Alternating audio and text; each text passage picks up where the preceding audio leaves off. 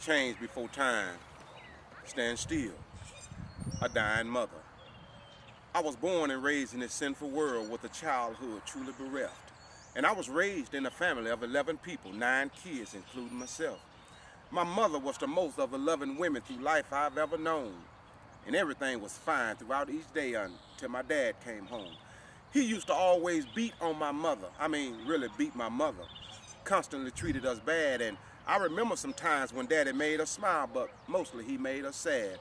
I never will forget those heartbreaking words that I heard that man say when he stabbed my mother, hung my mother from a tree, drug my mother down the street behind a car and kicked her, said you might as well be dead today.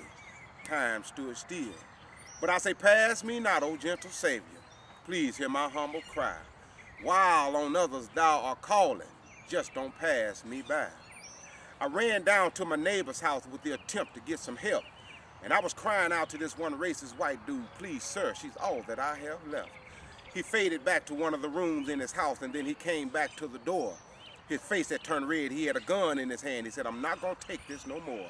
Leave my house, you nigger. He didn't say N-I-G-G-E-R, but N-I-G-G-A. Why? Because he wasn't trying to call me black. So I ran back to my house, in which I had called my home, hoping and praying and crying along the way that my darling dear mother wasn't gone. I walked in and I looked around, and my brothers and sisters were still crying, disappointed in what was going on, that our darling dear mother was dying. Bended knees was everywhere, and I could hear each one of them pray. God, if our mother gonna leave this world, please don't let her die this way. The tears that had fell from our faces had left a stain in the blood on the floor. My oldest brother stood up and yelled out loud, I just can't take it no more. You're not our dad, leave our mom alone. I never seen him act that way.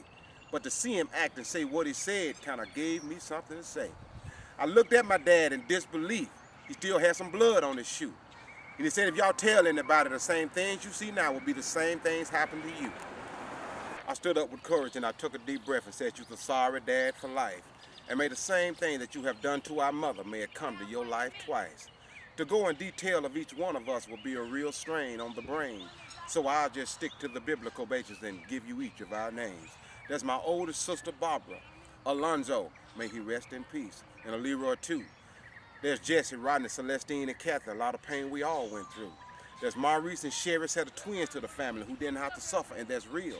And if there's any kind of change you need to apply to your life, change before time stands still. Change before time stands still.